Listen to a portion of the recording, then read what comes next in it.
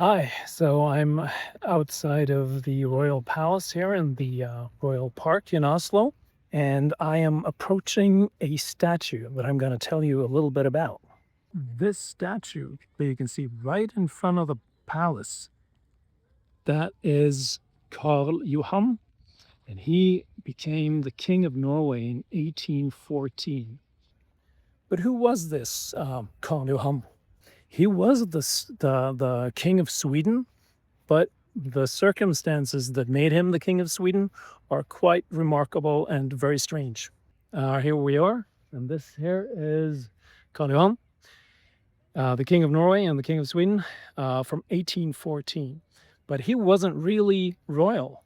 He was actually the son of a lawyer from Marseille in France. And his real name was Jean-Baptiste Bernadotte.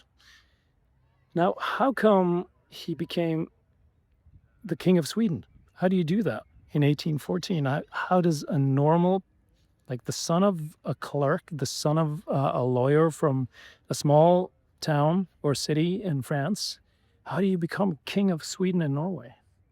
The reason why he became the King of Norway and Sweden was really tied up to geopolitics. It has nothing to do with either Sweden or Norway, but it has to do with the Napoleonic Wars and the French Revolution.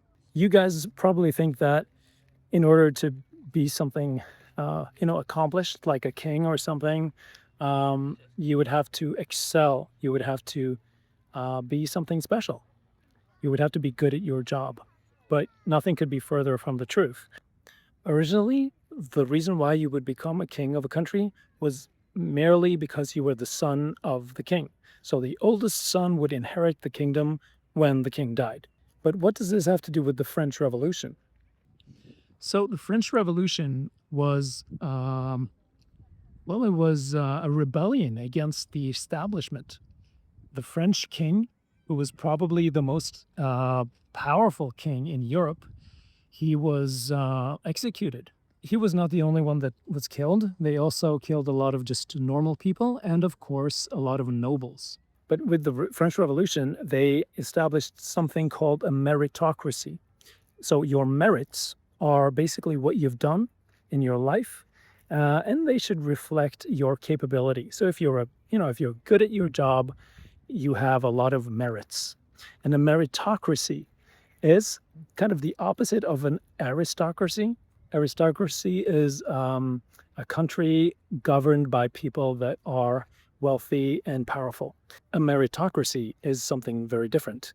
It is a way to govern a country based on people that are good at their jobs. And this guy, he was really good at his job. So he was one of Napoleon's most important generals. He was basically a genius. It's said that he was even the first person ever to have climbed into a hot air balloon with binoculars and actually used the binoculars from a high altitude, kind of like a spy plane, to spy on the enemy forces and formations in a battle. But as time went on, things didn't really pan out for Napoleon. And he had, more and more trouble, and it ended up with him trying to invade Russia. That's not a good idea, and it didn't really work out for him at all. He barely escaped with his life, and a lot of his former friends and allies started to abandon him. That happened with Jean-Baptiste as well. He sort of changed sides, and he started supporting the opposition. So he fought against Napoleon. In the Napoleonic Wars, Denmark was an ally of Napoleon, and Norway was basically just a part of Denmark. And when Napoleon lost the war, Denmark was punished for their support to Napoleon. So what they basically did was they decided that, hey, we're just going to take Norway here. We're just going to give it to Sweden instead. So we're going to take it from Denmark and we're going to give it to Sweden. And to top it off, we're going to make this guy the King of Sweden. So that's basically the story of Jean-Baptiste. The boy from Marseille ended up as a general in the French army and King of Sweden.